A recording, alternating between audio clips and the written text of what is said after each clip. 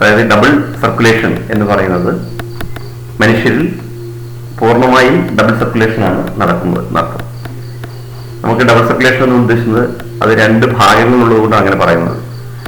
Pulmonary സർക്കുലേഷനും systemic circulation, ഇങ്ങനെയാണ് രണ്ട് circulation നമ്മൾ പറയുന്നത്. ഒന്ന് പൾമണറി സർക്കുലേഷൻ, മറ്റൊന്ന് സിസ്റ്റമിക് സർക്കുലേഷൻ. രണ്ട് തരം സർക്കുലേഷൻ ആണ്, പൾമണറി സർക്കുലേഷനും സിസ്റ്റമിക് സർക്കുലേഷൻ. ഇത് രണ്ടിനെയും കൂടി ചേർത്തിട്ടാണ് നമ്മൾ ഡബിൾ സർക്കുലേഷൻ എന്ന് പറയുന്നത്. ഇനി എന്താണ് ഇതുകൊണ്ട് ഉദ്ദേശിക്കുന്നത്? പൾമണറി എന്ന് പറയുമ്പോൾ ലങ്സ് എന്നുള്ള വാക്ക് നിങ്ങൾ കൂടുതലായിട്ട് ഓർത്തിരുന്നോണം. പൾമണറി സർക്കുലേഷൻ എന്ന് പറഞ്ഞാൽ അതിൽ രണ്ട് ഭാഗങ്ങളുണ്ട്. ഒന്ന്, the blood pumped by the right ventricle enters the pulmonary artery where the left ventricle pump blood into the aorta. നമ്മൾ പഠിച്ചാണ്. The blood pumped by the right ventricle enters the pulmonary artery where the left ventricle pump blood into the aorta. ഇത് നമ്മൾ പഠിച്ചാണ്. The deoxygenated blood pumped into the pulmonary artery is passed on to the lungs from where the oxygenated blood is carried by the pulmonary veins to the left atrium. ഇതിൽ രണ്ടാമത്തെ sentence ആണ് നമ്മൾ പ്രധാനമായിട്ട് pulmonary circulation കൊണ്ട് ഉദ്ദേശിക്കുന്നത്. എന്താണ്? The deoxygenated blood pumped into the pulmonary artery. വഴി pulmonary ആർട്ടറിയിലേക്ക് pump ചെയ്യുന്നത് പറഞ്ഞു. The deoxygenated blood pumped into the pulmonary artery is passed on to the lungs from where the oxygenated blood is carried by the pulmonary veins into the left atrium. അതൊരു circulation ആണ്. എന്താണ് പ്രത്യേകത? അതായത് നമ്മുടെ ശരീരത്തിലെ deoxygenated ബ്ലഡിനെ അതെവിടെയാണ് കാണുക? എപ്പോഴും റൈറ്റ് വെൻട്രിക്കിലേക്ക്. റൈറ്റ് വെൻട്രിക്കിളിൽ നിന്ന് ഡിയോക്സിജനേറ്റഡ് ബ്ലഡിനെ പൾമണറി ആർട്ടറിയിലേക്ക് കൊടുത്ത് പൾമണറി ആർട്ടറി അതിനെ ലങ്സിലേക്ക് കൊണ്ടുപോകുന്നു. ലങ്സിൽ നിന്ന് അതിൽ ഓക്സിജൻ നിറച്ചതിന് ശേഷം അതിനെ പൾമണറി വെയിൻ തിരിച്ച് നമ്മുടെ ലെഫ്റ്റ് ഏരിയത്തിലേക്ക് കൊണ്ടുവരുന്നു. ഇതാണ് ശരിക്കും പൾമണറി സർക്കുലേഷൻ. രണ്ടാമത്തെ സെന്റൻസ് ആണ് നിങ്ങൾ പഠിക്കേണ്ടത്. ഡബിൾ സർക്കുലേഷൻ, പൾമണറി സർക്കുലേഷൻ എന്ന് പറയുന്നത് രണ്ടാമത്തെയാണ്. അതായത് the deoxygenated blood pumped into the pulmonary artery is passed on to the lungs from where the oxygenated blood is carried by the pulmonary veins into the left atrium. ആ ചിത്രത്തിൽ നോക്കിയാൽ നിങ്ങൾക്ക് അത് കുറച്ചുകൂടി മനസ്സിലാവും.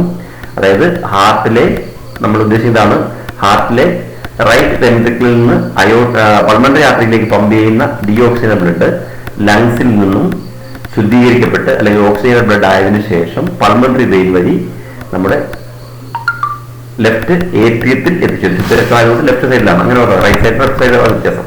ലെഫ്റ്റ് ഏട്രിയത്തിൽ എത്തിച്ചേരുന്നു. അപ്പോൾ ശരിക്കും നമ്മുടെ റൈറ്റ് വെൻട്രിക്കിളിൽ നിന്ന് പൾമണറി ആർട്ടറി വഴി ലങ്സിലെത്തി പൾമണറി വെയിൻസ് വഴി ലെഫ്റ്റ് ഏട്രിയത്തിലേക്ക് വരുന്നു. അതെന്താ ശരിക്കും അപ്പോൾ അവിടെ നടക്കുന്നു പറയുന്നത് ഓക്സിജനേഷൻ ഓഫ് ബ്ലഡാണ്. ബ്ലഡിന്റെ ഓക്സിജനേഷൻ നടക്കുന്നു. അതായത് അശുദ്ധരക്തമാണ് റൈറ്റ് വെൻട്രിക്കിളിൽ നിന്ന് പൾമണറി ആർട്ടറിയിലേക്ക് പമ്പ് ചെയ്യപ്പെടുന്നത്. തുടർന്ന് അത് ഹൃദയത്തിൽ തിരിച്ചെത്തുമ്പോൾ ലെഫ്റ്റ് ഏട്രിയത്തിലേക്ക് എത്തുന്നത് ലങ്സിൽ പോയി ശുദ്ധീകരിച്ചതിന് ശേഷം. അതുകൊണ്ട് ശരിക്കും ഓക്സിജനേഷൻ ഓഫ് ബ്ലഡ് ആണ് പൾമണറി സർക്കുലേഷൻ കൊണ്ട് ഉദ്ദേശിക്കുന്നത്. അപ്പോൾ ഒന്നാമത്തെ സർക്കുലേഷൻ ആണ് പൾമണറി സർക്കുലേഷൻ ഉദ്ദേശിക്കുന്നത്. The deoxygenated blood from the right ventricle is pumped into the pulmonary artery reaches lungs and the oxygenated blood from lungs through pulmonary veins reach into left atrium. ഇതാണ് നമ്മൾ ശരിക്കും ഈ pulmonary circulation. It is for oxygenation of blood. ഇനി രണ്ടാമത്തെയാണ് systemic circulation. Systemic circulation എന്ന് പറഞ്ഞാൽ the oxygenated blood entering the aorta is carried by a network of arteries, arterioles and capillaries to the tissues from where the deoxygenated blood is collected by a system of venules, veins and vena cava and emptied in the right atrium. നേരെ opposite. അതായത് നമ്മൾ ഇങ്ങനെ left ഏട്രിയത്തിൽ നമ്മൾ pulmonary circulation വഴി ശുദ്ധരക്തം എന്ന് പറയും. ആ ശുദ്ധരക്തം അവിടുന്ന് ബൈക്കപ്സിൽ വാൽവ് വഴി നേരെ ലെഫ്റ്റ് വെൻട്രിക്കിൾ എത്തും. ആ ലെഫ്റ്റ് വെൻട്രിക്കിൽ നിന്ന് അയോട്ടയിലേക്ക് ബ്ലഡ് പമ്പ് ചെയ്യുന്നു. അപ്പോൾ അത് എന്ത് ബ്ലഡാണ്? ഓക്സിജനേറ്റഡ് ബ്ലഡാണ്. Oxygenated blood entering the aorta is carried by a network of arteries. അത് പക്ഷേ ഒരു വലിയൊരു സിസ്റ്റമാണ്. കാരണം ശരീരത്തിൽ മുഴുവൻ ബ്ലഡ് സപ്ലൈ ചെയ്യുന്ന അത് വഴിയാണ്. ഏതൊക്കെയാണ്? By a network of arteries, arterioles and capillaries. ആർട്ടറിയുടെ ബ്രാഞ്ചാണ് ആർട്ടറിയോൾ, അതിന്റെയും ബ്രാഞ്ചാണ് കാപ്പിലറീസ്. അവയിലൂടെ സപ്ലൈ ചെയ്ത് ടിഷ്യൂസ് എത്തുന്നു. അവിടുന്ന് ബ്ലഡ് എന്തായി മാറും? ഡിയോക്സിനായി മാറും. അങ്ങനെയുള്ള deoxygenated blood is collected by a system of venules, veins and vena cava and emptied in the right ഏരിയ. വെന്യൂൾസ്, വെയിൻസ്, വിന കാവ എന്നിവയിലൂടെ അത് റൈറ്റ് ഏരിയത്തിൽ തന്നെ തിരിച്ചെത്തുന്നു.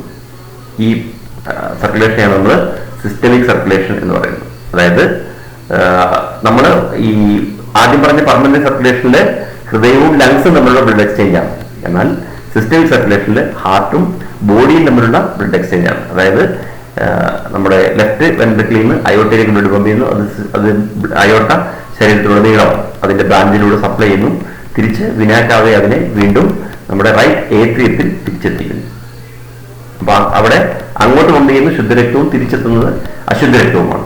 ആ പ്രവർത്തനമാണ് നമ്മൾ സിസ്റ്റമിക് സർക്കുലേഷൻ ആണ്. അപ്പൊ അതാണ് പറഞ്ഞത്, the systemic circulation provides nutrients, oxygen and other essential substance to the tissues and take carbon dioxide and other harmful substances away for elimination. അപ്പോൾ സിസ്റ്റമിക് സർക്കുലേഷനിലൂടെ ന്യൂട്രിയൻസ് അതുപോലെ ഓക്സിജൻ മറ്റേ എസെൻഷ്യൽ സബ്സ്റ്റൻസ് ഒക്കെ ടിഷ്യൂസിന് കൊടുക്കുന്നു. പക്ഷേ കാർബൺ ഡയോക്സൈഡും ഹാർംഫുൾ സബ്സ്റ്റൻസും അവിടുന്ന് വിസർജനത്തിനായി തിരിച്ചു കൊണ്ടിരുന്നു. ഇതാണ് സിസ്റ്റമിക് സർക്കുലേഷൻ ചെയ്യുന്നത്. അപ്പം നമ്മൾ പറഞ്ഞ ആദ്യത്തെ പൾമണറി സർക്കുലേഷൻ പറഞ്ഞ ഓക്സിജനേഷൻ ആണ് അതിന്റെ ഫംഗ്ഷൻ. സിസ്റ്റമിക് സർക്കുലേഷനിലൂടെ supply of nutrients and oxygen and removal of carbon dioxide waste എന്നുള്ള അർത്ഥമാണ്. ഇതാണ് നമ്മുടെ രണ്ടുതരം സർക്കുലേഷൻ. നമ്മൾ നേരത്തെ പഠിച്ചതാണ്, ഒന്നുകൂടി വിശദമായി പറഞ്ഞുള്ള ചിത്രം കൂടി നിങ്ങൾ നോക്കിക്കഴിഞ്ഞാൽ നിങ്ങൾക്ക് അത് ശരിക്കും മനസ്സിലാവും. അവിടെ ചിത്രത്തിൽ നോക്കി അറിയാം, നമ്മൾ രണ്ട് സർക്കുലേഷൻ നോക്കുക. ആദ്യം നമ്മുടെ റൈറ്റ് വെൻട്രിക്കിളിൽ നിന്ന് പൾമണറി ആർട്ടറി വഴി ബ്ലഡ് ലങ്സിൽ പോകുന്നു. അവിടുന്ന് ലങ്സിൽ നിന്ന് ശുദ്ധീകരിച്ച് പൾമണറി വെയിൻ വഴി തിരിച്ച് ലെഫ്റ്റ് ഏട്രിയത്തിൽ എത്തിച്ചേരുന്നു. അതാണ് സിസ്റ്റമിക് സർക്കുലേഷൻ. മോളിൽ കൊടുത്തിരിക്കുന്നതാണ് സിസ്റ്റമിക് സർക്കുലേഷൻ. അപ്പൊ അവിടെ ആ ചേംബറിൽ അതിന്റെ ആ പോക്കാണെന്ന് നോക്കണം. അതായത് തുടങ്ങുന്നത് റൈറ്റ് വെൻട്രിക്കിളിൽ നിന്ന് പൾമണറി ആർട്ടറിയിലേക്ക് ബ്ലഡ് പമ്പ് ചെയ്യുന്നു. ആരവാട്ടോട് കൊടുത്തിട്ടുണ്ട്, അത് ലങ്സിലെത്തുന്നു. ലങ്സിൽ നിന്ന് നേരെ പൾമണറി വെയിൻ വഴി തിരിച്ച് ലെഫ്റ്റ് എത്തുന്നു. അതിനെയാണ് നമ്മൾ പൾമണറി സർക്കുലേഷൻ എന്ന് പറയുന്നത്. എന്നാൽ രണ്ടാമത് സിസ്റ്റമിക് സർക്കുലേഷൻ തുടങ്ങുന്നത് എവിടുന്നാണ്? ലെഫ്റ്റ് വെൻട്രിക്കിളിനാണ്. ലെഫ്റ്റ് വെൻട്രിക്കിളിൽ നിന്ന് ബ്ലഡ് പമ്പ് ചെയ്യുന്നു, അയോട്ടയിലേക്കാണ് പമ്പ് ചെയ്യുന്നത്. അവിടെ ഡോഴ്സൽ അയോട്ട എന്ന് പറഞ്ഞിട്ടുണ്ട്. അപ്പൊ ലെഫ്റ്റ് വെൻട്രിക്കിളിൽ നിന്ന് അയോട്ടയിലേക്ക് ബ്ലഡ് പമ്പ് ചെയ്യുന്നു. അയോട്ട അതിനെ തിരിച്ച് സപ്ലൈ ചെയ്ത് ലോഡി പാർട്സിലെല്ലാം എത്തിച്ച് തിരിച്ച് ബ്ലഡ് ഇപ്പുറത്ത് വരുമ്പോൾ കളർ മാറുന്നില്ല, ഡിയോക്സിനായി ആ ഡിയോക്സിൻ ബ്ലഡിനെ നേരെ തിരിച്ച് റൈറ്റ് ഏട്രിയത്തിലേക്ക് എത്തിക്കുന്നു. അത് സുപ്പീരിയർ വിനാക്കാവയും ഇൻഫീരിയർ വിനാക്കാവയും ചേർന്നിട്ടാണ് എത്തിക്കുന്നത്. വിനാക്കാവയാണ് എത്തിക്കുന്നത്. ആ റൈറ്റ് ഏട്രിയത്തിൽ അശുദ്ധ രക്തമാണ് എത്തിച്ചേരുന്നത്. ഈ പ്രോസസ്സിനെയാണ് നമ്മൾ സിസ്റ്റമിക് സർക്കുലേഷൻ പറയുന്നത്. അപ്പൊ നമുക്ക് രണ്ടുതരം സർക്കുലേഷൻ ഉണ്ട്. ഒന്ന് പൾമണറി സർക്കുലേഷൻ, മറ്റൊന്ന് സിസ്റ്റമിക് സർക്കുലേഷൻ. അപ്പം pulmonary circulation is between heart and lungs and systemic circulation is between heart and body. അപ്പൊ ആ ചേംബറുകളുടെ പേരുകളാണ് നമ്മൾ ഇവിടെ ഓർത്തിരിക്കേണ്ടത്. ആദ്യത്തെ പറഞ്ഞ പൾമണറി സർക്കുലേഷൻ റൈറ്റ് വെൻട്രിക്കിളിൽ നിന്ന് pulmonary artery, then lungs, pulmonary vein and then left atrium. ഇനി സിസ്റ്റമിക് സർക്കുലേഷൻ എന്ന് പറയുമ്പോൾ left ventricle, then aorta, then body parts, തിരിച്ച് വിനാക്കാവ, റൈറ്റ് ഏട്രിയം. അങ്ങനെ പഠിച്ചിട്ടാണ്. അപ്പൊ ഇതാണ് രണ്ടുതരം സർക്കുലേഷൻ. അപ്പം ഡബിൾ സർക്കുലേഷൻ എന്ന് പറയുന്നത് സിസ്റ്റമിക് സർക്കുലേഷൻ ഉണ്ട്, അതുപോലെ പൾമണറി സർക്കുലേഷൻ ഉണ്ട്. ഇത് രണ്ടിനെയും കൂടി ചേർത്തിട്ടാണ് നമ്മൾ ഡബിൾ സർക്കുലേഷൻ എന്ന് പറയുന്നത്. ഇനി നമ്മൾ അതിനകത്ത് വരുന്ന മറ്റൊരു പ്രത്യേകതയാണ് ഹെപ്പാറ്റിക് പോർട്ടൽ സിസ്റ്റം. ഈ ഡബിൾ സർക്കുലേഷൻ പോലെ തന്നെ നമ്മുടെ ശരീരത്തിൽ മറ്റു ചില സർക്കുലേഷൻ സിസ്റ്റം കൂടെ നിലനിൽക്കുന്നുണ്ട്. അതിലൊന്നാണ് hepatic portal system. A unique vascular connection exists between the digestive tract and liver called hepatic portal system. ഇതെന്ന് പറഞ്ഞാൽ നമ്മുടെ ഡൈജസ്റ്റീവ് ട്രാക്റ്റും ലിവറും തമ്മിലുള്ള ഒരു സർക്കുലേഷനാണ് ഹെപ്പാറ്റിക് പോർട്ടൽ സിസ്റ്റം എന്ന് പറയുന്നത്. അതായത് നമുക്കറിയാം, നമ്മൾ ആഹാരം കഴിച്ചു കഴിഞ്ഞാൽ ഗ്ലൂക്കോസോ അമിനോ ആസിഡോ അല്ലെങ്കിൽ ന്യൂട്രിയൻസ് ഒക്കെ ഉണ്ടായി കഴിഞ്ഞാൽ ഈ ന്യൂട്രിയൻസ് എല്ലാം ഉണ്ടാകുന്നത് ഇൻഡസ്റ്റൈൻ്റെ ഭാഗത്താണ്. അപ്പൊ അവിടെ ഇങ്ങനെ ഇതെല്ലാം കൂടി കളക്ട് ചെയ്ത് കഴിയുമ്പോൾ എല്ലാം കൂടി ഒരു ഭാഗത്ത്, അതായത് നമ്മൾ ഫുഡ് ദഹിച്ച് അതിന്റെ ന്യൂട്രിയൻസ് എല്ലാം ഫോം ചെയ്യുന്നത് ഇൻഡസ്റ്റൈനിലാണ്. അവിടെ നിന്നാണ് ബ്ലഡ്. അപ്പൊ ഇൻഡസ്റ്റൈൻ്റെ ഭാഗത്ത് എപ്പോഴും ന്യൂട്രിയൻസിന്റെ എല്ലാ അളവ് വളരെ കൂടുതലായിരിക്കും. അപ്പൊ അവിടെ ചിലപ്പം ഈ ബ്ലഡിനകത്ത് നമ്മളിപ്പോൾ പറഞ്ഞ രീതിയിൽ ന്യൂട്രിയൻസിനെ മാറ്റുന്ന സമയത്ത് മുഴുവൻ ന്യൂട്രിയൻസിനെ ചിലപ്പോൾ ഒരു പ്രാവശ്യം കൊണ്ട് മാറ്റാൻ കഴിയില്ല. അങ്ങനെ വരുന്നതുകൊണ്ട് മുഴുവൻ ന്യൂട്രിയൻസിനെ അബ്സോർവ് ചെയ്യാൻ വേണ്ടിയിട്ടാണ് ഇത്തരത്തിൽ ഒരു സിസ്റ്റം നിലനിൽക്കുന്നത്.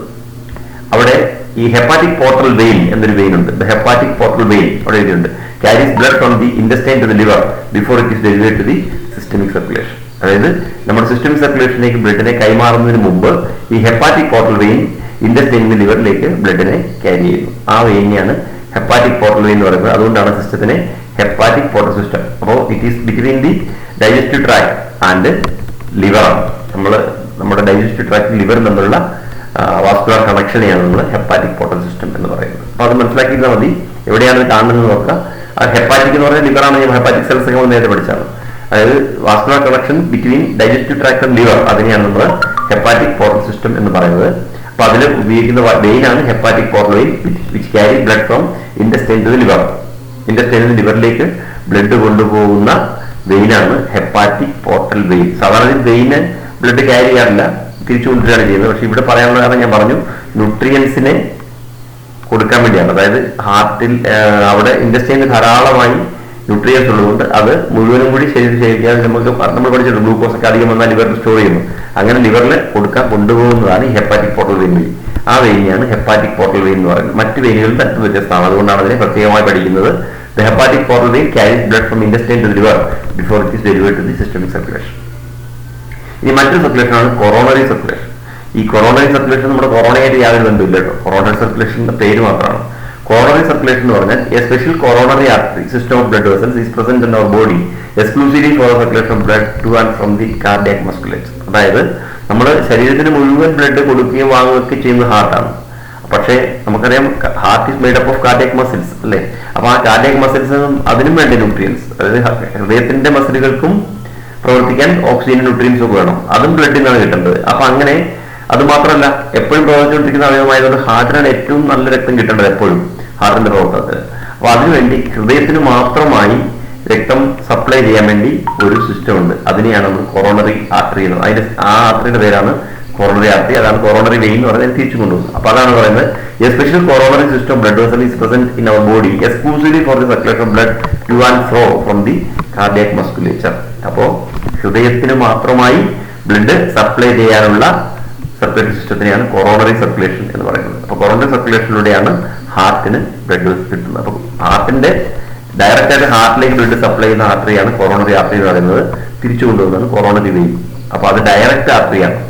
ആ സർക്കുലേഷനാണ് കൊറോണറി സർക്കുലേഷൻ. അപ്പൊ നമ്മൾ ഇവിടെ 3 തരം സർക്കുലേഷൻ ആണ് പറഞ്ഞത്. ഒന്ന് ഡബിൾ സർക്കുലേഷൻ, അതിൽ തന്നെ 2 ഉണ്ട്.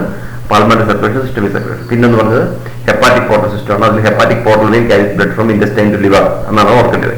കൊറോണറി സർക്കുലേഷൻ ആണ് it is exclusively for the supply of blood to the heart. ഹാർട്ടിന്റെ ബ്ലഡ് സപ്ലൈ ചെയ്യാൻ വേണ്ടിയുള്ളതാണ് ഈ കൊറോണറി സർക്കുലേഷൻ. അപ്പൊ ഇങ്ങനെ 3 തരത്തിലുള്ള സർക്കുലേഷൻ നമ്മുടെ ശരീരത്തിലുണ്ട്. ഇത് നമ്മൾ 1 മാർക്കിലേക്ക് ഈ ഹെപ്പാറ്റിക് സിസ്റ്റം കൊറോണറി സർക്കുലേഷൻ ഒക്കെ ചോദിക്കാം. ഡബിൾ സർക്കുലേഷൻ പരീക്ഷയ്ക്ക് ചോദിക്കാറുണ്ട്, അത് ഓർത്തിരുന്നാൽ മതി.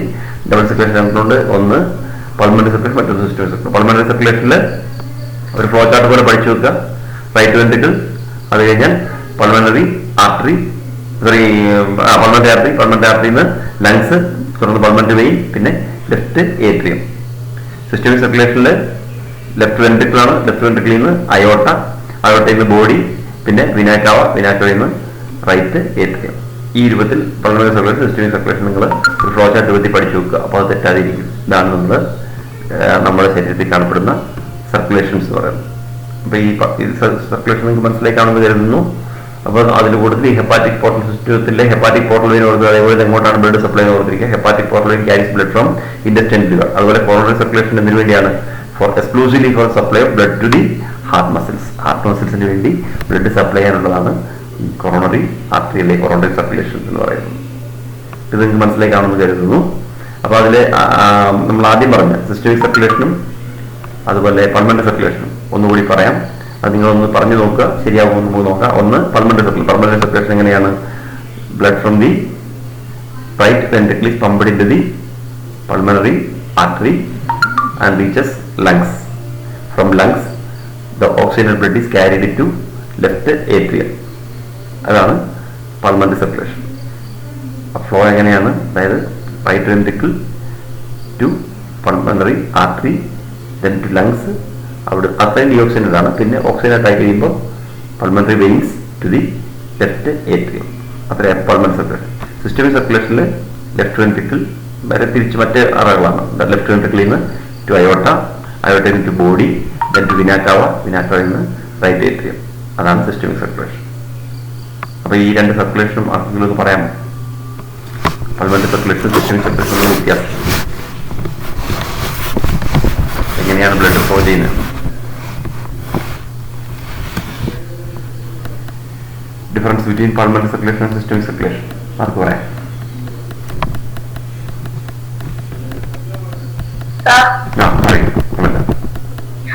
In pulmonary circulation, blood from right ventricle goes to pulmonary artery, from there to lungs, and lungs it is carried by pulmonary vein into the left atrium. In systematic circulation, from left ventricle is carried by aorta to the it reaches the body. From body through venous nerves it reaches the right atrium. Okay, very good. അത്രേ ഉള്ളൂ 2 system. അതാണ് ഇനി ആരാ പറയുന്നത്? പറയൂ. In pulmonary circulation, the blood from right ventricle through pulmonary artery reaches the lungs. Through pulmonary vein, it reaches the left atrium. Okay. In systemic circulation, blood from left ventricle carried by aorta reaches the body. Through vena cava it reaches the right atrium. Right atrium. Okay, very good.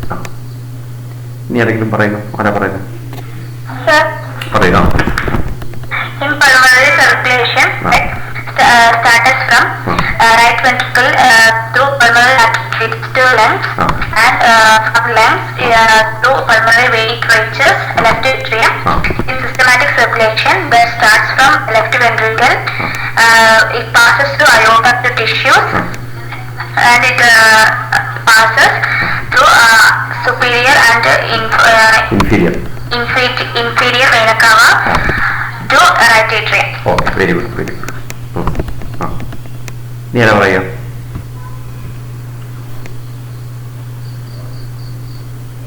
പറയൂ, ഞാൻ പേര് പറഞ്ഞില്ലെങ്കിൽ നിങ്ങൾക്ക് പറയാം. ഇത് സിമ്പിളായിട്ടുള്ള കാര്യങ്ങളല്ലേ, എല്ലാവർക്കും പറയാൻ. നമ്മൾ മനസ്സിലാക്കുകയാണ് ചെയ്യുന്നത്. ഇപ്പോൾ നിങ്ങൾ പറയുമ്പോൾ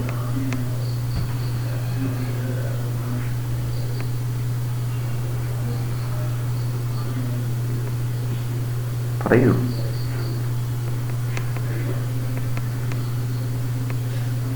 ഇന്നും കുറച്ച് പേര് വരാനുണ്ട്. 75, 78, 79 പേരെ എപ്പോഴും ഉള്ളൂ. 90, 92 പേരുള്ളതാണ്.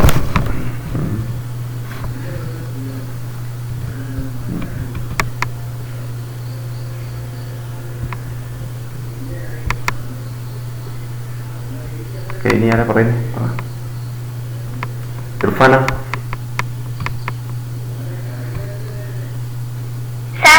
പറയൂ Irfan. In pulmonary circulation,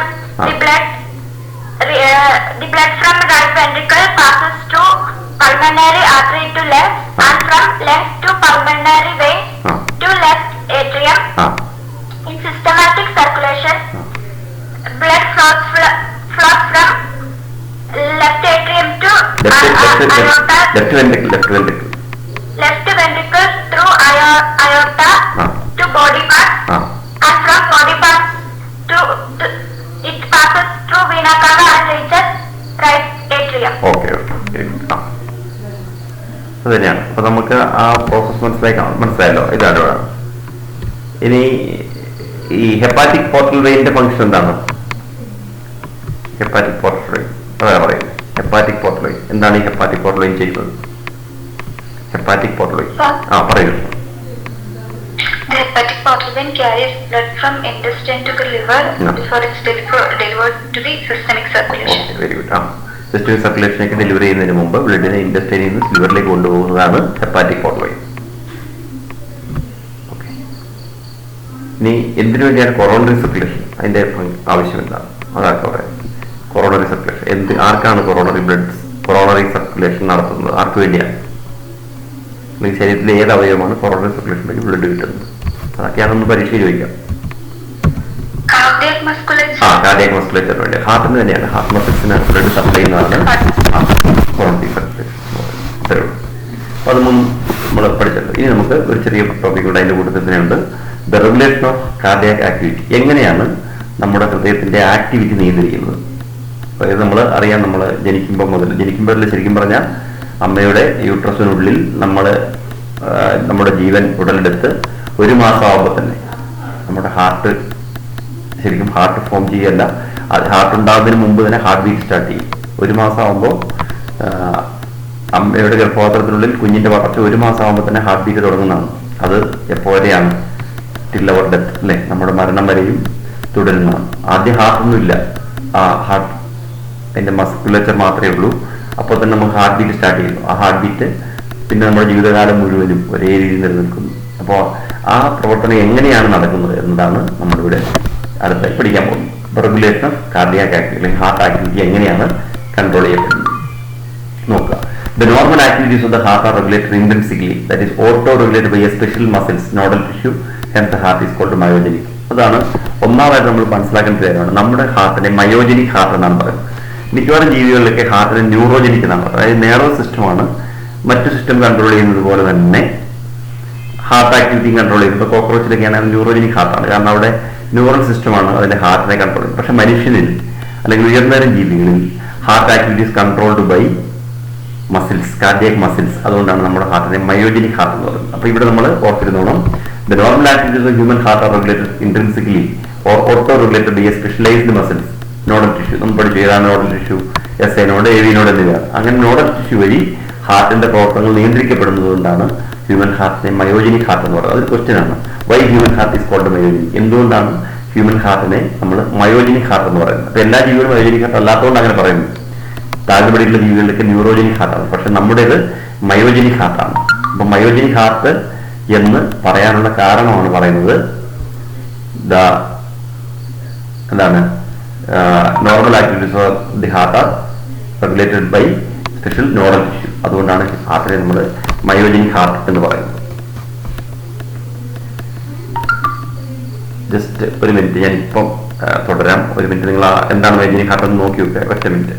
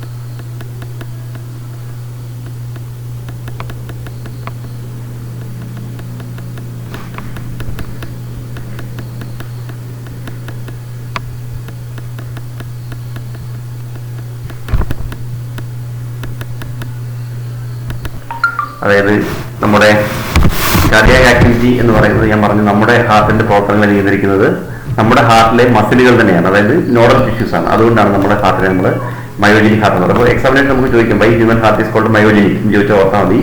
the human heart activities are controlled by the nodal tissues. Nodal tissues ഹാർട്ടിനെ കൺട്രോൾ ചെയ്യുന്നതുകൊണ്ടാണ് നമ്മുടെ ഹാർട്ടിനെ മയോജനിക് ഹാർട്ട് ഉള്ളത്. ഇനി മറ്റൊന്ന്, a special neural centre in the medulla oblongata can moderate the cardiac function through autonomous nervous system. നമ്മൾ പഠിച്ച ഈ നോഡൽ നെർവസ് സിസ്റ്റത്തിന് ഓട്ടോണമസ് നെർവസ് സിസ്റ്റം നമ്മൾ പഠിച്ചിട്ടുണ്ടോ? സിമ്പതറ്റിക് പാരാസിമ്പതറ്റിക് നെർവസ് സിസ്റ്റം ഒക്കെ പഠിച്ചിട്ടുണ്ടാവും. അതിന് ഈ ഓട്ടോണമസ് നെർവസ് സിസ്റ്റമാണ് അത് ശരിക്കും കാർഡിയക് ഫംഗ്ഷനെ മോഡറേറ്റ് ചെയ്യുന്നു, അതിന്റെ ലെവൽ മോഡറേറ്റ് ചെയ്യുന്നു. അതുകൊണ്ട് അതിന് a special neural centre in the medulla ഓഫ് ബ്ലങ്കറ്റിലെ ഒരു സ്പെഷ്യൽ ന്യൂറൽ സെന്റർ ഉണ്ട്, അതാണ് കാർഡിയക് ഫംഗ്ഷനെ മോഡറേറ്റ് ചെയ്യുന്നത്. അതിനെയാണ് നമ്മൾ autonomous nervous system autonomous nervous system വഴിയാണ് അത് ചെയ്യുന്നത്. അപ്പൊ അതാണ് മറ്റൊരു ആക്ടിവിറ്റി. അതായത് ഹാർട്ട് ആക്ടിവിറ്റി നമ്മൾ പറഞ്ഞു ഹാർട്ട് മയോജനിക് ആണ്, നോഡൽ ടിഷ്യൂ ആണ് അതിനെ കൺട്രോൾ ചെയ്ത് പറഞ്ഞു. അത് കൂടാതെ ഉള്ളതാണ് ഒന്ന് എന്താണ്, എ സ്പെഷ്യൽ ന്യൂറൽ സെന്ററിലെ മിഡിൽ ഓഫ് ബ്ലങ്കറ്റിൽ കാണുന്ന ഒരു ന്യൂറൽ സെന്റർ കാർഡിയക് ഫംഗ്ഷൻ ശരിക്കും മോഡറേറ്റ് ചെയ്യുന്നു through autonomous nervous system. Autonomous system ആണ് അതിന് സഹായിക്കുന്നത്. ഈ ഓട്ടോണമസ് നെർവസ് സിസ്റ്റത്തിൽ നമ്മൾ പഠിച്ചല്ലോ സിമ്പതറ്റിക് പാരാസിമ്പതറ്റിക് സിസ്റ്റം ഉള്ളതുകൊണ്ട് ഒന്ന് ഒരു പ്രവർത്തനത്തിനെ ആക്ടിവേറ്റ് ചെയ്യും, മറ്റതിനെ ശരിക്കും സ്ലോ ഡൗൺ ചെയ്യും. അപ്പൊ രണ്ടും കൂടെ പ്രവർത്തിക്കുന്നതുകൊണ്ടാണ് നമ്മുടെ ശരിക്കും ആ പ്രവർത്തനം ഒരുപോലെ. ഇപ്പൊ ഹാർട്ട് ആക്ടിവിറ്റി കൂടുകയും കുറയുകയൊക്കെ ചെയ്യുന്നത് ആരില്ല, അത് നമ്മൾ പിന്നീട് പഠിക്കുക എങ്ങനെയാണ്. അപ്പൊ നമ്മളിവിടെ പഠിക്കേണ്ട ഇത്രയേ ഉള്ളൂ, special neural centre middle oblongata can moderate the heart function നോക്കാം. ഇനി neural signal through sympathetic nerves part of autonomous nervous system can increase the rate of heart beat, the strength of ventricular contraction and thereby the cardiac output. അതാണ് ഇവിടെ ഞാൻ ഇപ്പോൾ പറഞ്ഞില്ല. അതായത് neural signals through the sympathetic nerves, ഈ autonomous സിസ്റ്റത്തിന്റെ ഭാഗമാണ് sympathetic nervous system എന്ന് പറയുന്നത്. അതിൽ സിമ്പതറ്റിക് നെർവ്സ് എന്ത് ചെയ്യും, can increase the rate of heart beat, the strength of ventricular contraction and thereby the cardiac output. അതായത് ഹാർട്ട് റേറ്റ് കൂട്ടിയും വെൻട്രിക്കുലർ കൺട്രാക്ഷന്റെ സ്ട്രെങ്ത് കൂട്ടിയും കാർഡിയാക് ഔട്ട്പുട്ടിനെ ഇൻക്രീസ് ചെയ്യാൻ സിമ്പതറ്റിക് നെർവുകൾ കഴിയും. പക്ഷെ അപ്പോൾ എന്താണ്, on the other hand parasympathetic neural signals another component of autonomous nervous system decrease the rate of heart beat, speed of conduction of action potential and thereby the cardiac output. നേരെ തിരിച്ച്, അതായത് ഈ sympathetic nerves heart rate കൂട്ടുകയും ventricular contraction strength കൂട്ടുകയൊക്കെ ചെയ്ത് cardiac output കൂട്ടുമ്പോൾ മറുവശത്ത് parasympathetic നെർവ്സോ അവ heart rate decrease ചെയ്യുന്നു, അതുപോലെ ആക്ഷൻ പൊട്ടൻഷ്യലിന്റെ എണ്ണം കുറച്ച് കാർഡിയാക് ഔട്ട്പുട്ട് കുറയ്ക്കുകയും ചെയ്യും. ഇത് രണ്ടും കൂടി ചേർന്നിട്ടാണ് നമ്മുടെ ഹൃദയം മോഡറേറ്റ് ആയിട്ട് ഫംഗ്ഷൻ ചെയ്യുന്നതിന് പറഞ്ഞു ചേർത്തത്. അതിന് സഹായിക്കുന്ന മിഡിൽ ഒബ്ലങ്കേറ്റയിലുള്ള ഒരു സ്പെഷ്യൽ ന്യൂറൽ സെന്ററാണ്. മറ്റൊന്ന് adrenal medullary hormones can also increase the cardiac output. Cardiac output adrenal medullary hormones, adrenal medullar ഉൽപ്പാദിപ്പിക്കുന്ന ഹോർമോണുകൾക്കും നമ്മുടെ കാർഡിയാക് ഔട്ട്പുട്ടിൽ ചേഞ്ചസ് വരുത്താൻ വേണ്ടി കഴിയും. അഡ്രിനൽ മെഡുലറി ഹോർമോൺസ്, അഡ്രിനൽ കോർട്ടക്സും അഡ്രിനൽ മെഡുലയും ഹോർമോണുകൾ ഉൽപ്പാദിപ്പിക്കുന്നത് പഠിച്ചിട്ടുണ്ട്. അഡ്രിനൽ മെഡുലറി ഹോർമോൺസ് പറയുന്നത് ഏതൊക്കെയാണെന്ന് അറിയാമോ? അഡ്രിനാലിനും നോറഡ്രിനാലിനും നിങ്ങൾ പഠിച്ചിട്ടുണ്ടാവും അല്ലേ? അഡ്രിനാൽ അല്ലെങ്കിൽ എപ്പിനെഫ്രിൻ, നോറഡ്രിനെഫ്രിൻ എന്നൊക്കെ പഠിച്ചിട്ടുണ്ടാവും. ഈ അഡ്രിനൽ മെഡുലറി ഹോർമോൺസും നമ്മുടെ കാർഡിയാക് ആക്ടിവിറ്റി. അപ്പൊ ശരിക്കും കാർഡിയാക് ആക്ടിവിറ്റി റെഗുലേറ്റ് ചെയ്യുന്ന 3 തരത്തിലാണ്. ഒന്ന് നോഡൽ ടിഷ്യൂസ് ആണ് ഫസ്റ്റ്. സെക്കൻഡ് വൺ ന്യൂറൽ സെന്ററിന്റെ medulla oblongata through autonomous nervous system. പിന്നെ മൂന്നാമത്തേതാണ് അഡ്രിനൽ മെഡുലറി ഹോർമോൺസ്. അപ്പൊ നിങ്ങൾ ആ 3ന്റെയും പേര് ഓർത്തിരുന്നാൽ മതി. ഒന്നാമത്തേത് നോഡൽ ടിഷ്യൂസ്. അതിലെ ആ മയോലിനിക് ഹാർട്ട് എന്ന് വിളിക്കുന്നത് എന്തുകൊണ്ടുള്ള പ്രത്യേകതയാണ്, അതുകൂടെ ഓർത്തിരിക്കണം. അപ്പോൾ ഹ്യൂമൻ ഹാർട്ടിന്റെ ആക്ടിവിറ്റി അല്ലെങ്കിൽ കാർഡിയാക് ആക്ടിവിറ്റി റെഗുലേറ്റ് ചെയ്യുന്ന സെന്ററുകളാണ് ഒന്ന് nodal tissues, S A node and A V node, അതാണ് ഉദ്ദേശിക്കുന്നത് നോഡൽ ടിഷ്യൂ എന്ന് പറയുന്നത്. രണ്ടാമത്തെയാണ് ന്യൂറൽ സെന്ററിൽ the medulla oblongata neural centre through autonomous nervous system. മൂന്നാമത്തെയാണ് അഡ്രിനൽ മെഡുലറി ഹോർമോൺസ്. ഇപ്പൊ മൂന്നും കൂടി ചേർന്നിട്ടാണ് നമ്മുടെ ശരീരത്തിലെ കാർഡിയാക് ആക്ടിവിറ്റി എപ്പോഴും റെഗുലേറ്റ് ചെയ്യുന്നത്. അപ്പൊ അതും നമ്മുടെ അതിന്റെ കൂടെ തന്നെ ഓർത്തിരിക്കുന്നത്. ഇത്രയും കാര്യങ്ങളാണ് നമുക്കതിൽ പഠിക്കാനുള്ളത്. നാളെ ഇത്രയും കൊണ്ട് നമുക്ക് ഇന്നത്തെ ക്ലാസ് നിർത്താൻ. നാളെ നമുക്ക് ഡിസോർഡേഴ്സ് ഓഫ് സർക്കുലേറ്ററി സിസ്റ്റം പഠിക്കാം. Disorders of circulatory system. അപ്പോൾ ഈ ഡിസോർഡേഴ്സ് ഓഫ് സർക്കുലേറ്ററി സിസ്റ്റം എന്ന ഭാഗം ഞാൻ നിങ്ങളോട് സെമിനാറായിട്ട് എടുക്കാൻ പറഞ്ഞിരുന്നു. അപ്പോൾ അതിൽ കൃഷ്ണ ഒരു ക്ലാസ് എടുക്കാൻ പറഞ്ഞിട്ടുണ്ട് എന്നോട്. അതുപോലെ മറ്റാർക്കെങ്കിലും ക്ലാസ് എടുക്കാൻ പറ്റുമെങ്കിൽ നാളെ അത് തയ്യാറാകുക. അപ്പോൾ അതിൽ നമുക്ക് ചെറിയൊരു ടോപ്പിക്കേ ഉള്ളൂ. നമുക്ക് ഹൈ ബ്ലഡ് പ്രഷർ അല്ലെങ്കിൽ hyper tension, coronary artery disease അല്ലെങ്കിൽ കാർഡ്, ആൻജിന, ഹാർട്ട് ഫെയിലർ, ഈ 4 ഡിസീസുകളാണ് നമുക്ക് അവിടെ പഠിക്കാനുള്ളത്. ഇത് 4 കൂടിയാണ് നമുക്ക് നാളെ പഠിക്കേണ്ടത്. അപ്പോൾ അത്രയും കൂടെ ആകുമ്പോൾ ഈ ചാപ്റ്റർ നമുക്ക് തീരും. അപ്പോൾ അത് നമുക്ക് നാളെ പഠിക്കാം. അപ്പോൾ ഇതിൽ നിങ്ങൾ കുറച്ച് പേര് ഇപ്പം വളരെ ലേറ്റായിട്ടൊക്കെ വന്ന് ജോയിൻ ചെയ്യുന്നുണ്ട്. അതിൽ നീ എവിടെ പോയി എത്ര സമയം? 7:40 വന്ന് ജോയിൻ ചെയ്യുന്നത്. അതിൽ ക്ലാസ് നമ്മൾ 7 മണിക്ക് 7:15 തുടങ്ങിയാൽ നിങ്ങൾ അരമണിക്കൂർ കഴിഞ്ഞിട്ടാണോ ജോയിൻ ചെയ്തിട്ട് പോകാറാകുമ്പോൾ? ഞാൻ പിന്നെ ആര് വന്നാലും ക്ലാസ് പുറത്ത് വെക്കേണ്ടതെന്ന് ചോദിച്ചിട്ടാണ് എല്ലാവരെയും അഡ്മിറ്റ് ചെയ്യുന്നത്. എന്നിട്ട് ഒരു ക്ലാസ്സിൽ വരുന്നതിന് സമയമൊക്കെ ഇല്ലേ? എപ്പോഴും റെഗുലറായി ക്ലാസ് വരിക. 7:15 ക്ലാസ് തുടങ്ങി 7:15 തന്നെ വരണം. അത് എപ്പോഴെങ്കിലും വരുന്നത്.